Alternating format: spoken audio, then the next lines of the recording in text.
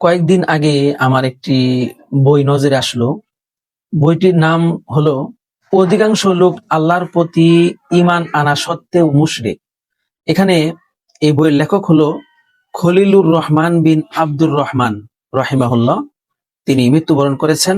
আল্লাহ রাব্বুল আলামিন তাকে মাফ করুন।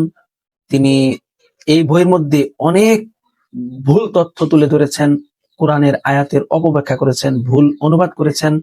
তো আল্লাহ রাব্বুল আলামিন তার এই পাপগুলোকে মাফ করুন, তার এই ভুলগুলোকে আল্লাহ রাব্বুল আলামিন মাফ করুন। তো যাই হোক, এই বইয়ের কভার পেজে লেখক তিনি সূরা ইউসুফের 106 নম্বর আয়াতটি তুলে ধরেছেন কভার পেজে। সেখানে তিনি আয়াতটি এনেছেন, ওয়ামা ইউমিনু আকসারুহুম বিল্লাহি ইল্লা ওয়া হুম মুশরিকুন। এই আয়াতটা লেখার পর তিনি এই আয়াতের অনুবাদ করেছেন, অধিকাংশ লোক আল্লাহর প্রতি ঈমান আনা সত্ত্বেও মুশরিক। নাউজুবিল্লাহি মিন যালিক। এই আয়াতের একদম বিপরীত অর্থ তিনি করেছেন, ভুল অর্থ তিনি করেছেন। এই আয়াতের সঠিক অর্থ কি? সঠিক অর্থ হলো ওয়ামা ইউমিনু আকসারুহুম বিল্লাহি, তাদের অধিকাংশই আল্লাহর প্রতি ঈমান আনেনি, ইল্লা ওয়া হুম মুশরিকুন, বরং তারা হলো মুশরিক। এটা হলো এই আয়াতের মূল অর্থ এবং সঠিক অর্থ। এই আয়াতটি যদি আপনাদেরকে একটু ব্যাখ্যা করে বলি, সূরা ইউসুফ এর শুরুতে আমাদের নবীকে উদ্দেশ্য করে আল্লাহ রাব্বুল আলামিন বললেন যে আমি তোমাকে একটি সুন্দর একটি ঘটনা তোমাকে আমি বলবো।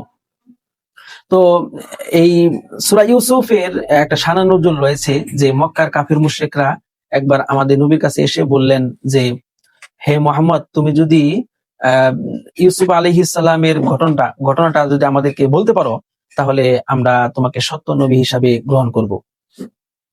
এরপর যেহেতু ইউসুফ আলাইহিস সালামের এই ঘটনাটি অনেক আগের ছিল, আল্লাহ রাব্বুল আলামিন আমাদের নবীর কাছে ওহির মাধ্যমে এই যে সূরা ইউসুফ বিস্তারিত ভাবে ইউসুফ আলাইহিস সালামের ঘটনাটা, স্টোরিটা শেয়ার করলেন। এরপর আমাদের নবী মক্কার কাফির মুশরিকদেরকে এটা শোনাই দিলেন। ঘটনা শেষ হওয়ার পর আল্লাহ রাব্বুল আলামিন আমাদের নবীকে উদ্দেশ্য করে বলতেছেন, ওয়ামা ইউমিনু আকসারুহুম বিল্লাহি, যে তাদের অধিকাংশই আল্লাহর প্রতি ঈমান আনবে না বা ঈমান আনেনি, ইল্লা ওয়া হুম মুশরিকুন, বরং তারা হলো মুশরিক। এটা হলো মক্কার কাফির মুশরিকদেরকে উদ্দেশ্য করে আল্লাহ রাব্বুল আলামিন এটা বলেছেন। কিন্তু লেখক তিনি এই আয়াতের ভুল অর্থ করলেন যে অধিকাংশ লোক আল্লাহর প্রতি ঈমান আনা সত্ত্বেও মুশরিক। এখানে এই অর্থ যদি করা হয়, তাহলে অধিকাংশ ঈমানদার যারা ঈমান এনেছে আল্লাহর প্রতি তারা মুশরিক, এটা দাঁড়াচ্ছে যে অধিকাংশ মুসলিম তারা এই শিরিকের মতো পাপ, যেটা জঘন্য পাপ, সবচেয়ে বড় পাপ, এই পাপে লিপ্ত। এটা তিনি অনুবাদ করেছেন, এটা তার অনুবাদে বোঝা যাচ্ছে। তো নাউজুবিল্লাহি মিন যালিক, তিনি এটা ইচ্ছা করেই এই ধরনের ভুল অনুবাদ করেছেন। এর কারণও আছে, তিনি কেন করেছেন এটা আমরা জানি। এর কারণ হলো, তিনি যেহেতু একজন লামাযহাবী শায়েখ, আর তাদের সংখ্যা হলো কম, তো তিনি সাধারণ মুসলিমদেরকে ধোঁকা দেওয়ার জন্য যে দেখো অধিকাংশ মানুষ যে পথে আছে সেই পথ অনুসরণ করা যাবে না, এটা তিনি বুঝিয়েছেন। এবং তারা এটাও বলে থাকেন যে পৃথিবীতে যেহেতু ইহুদি খ্রিস্টান এদের সংখ্যা বেশি, তো অধিকাংশ মানুষ ইহুদি খ্রিস্টান আর অধিকাংশ মানুষের অনুসরণ করা যাবে না, এটা তারা বোঝায়। দেখুন, অধিকাংশ মানুষ খ্রিস্টান ইহুদি তাদের সাথে মুসলিমদেরকে তুলনা করা যাবে না। অধিকাংশ মুসলিম, অধিকাংশ আলেম উলামা, হক্কানি হকপন্থী উলামা একরাম যেদিকে আছে, সাধারণ মানুষের ওই দিকে থাকতে হবে, ওইটা হলো নিরাপদ। অধিকাংশ মুসলিম যে পথে আছে ওই পথে থাকতে হবে আমাদের।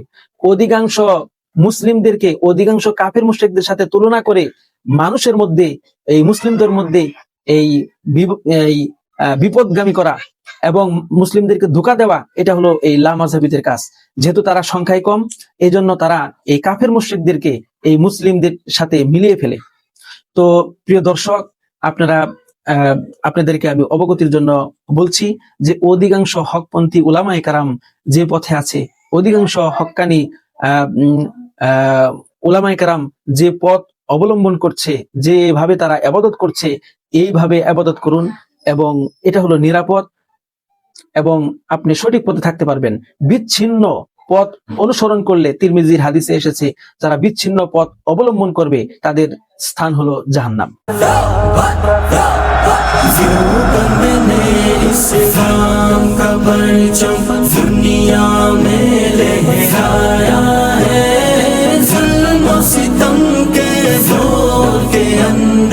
हक का दीप जला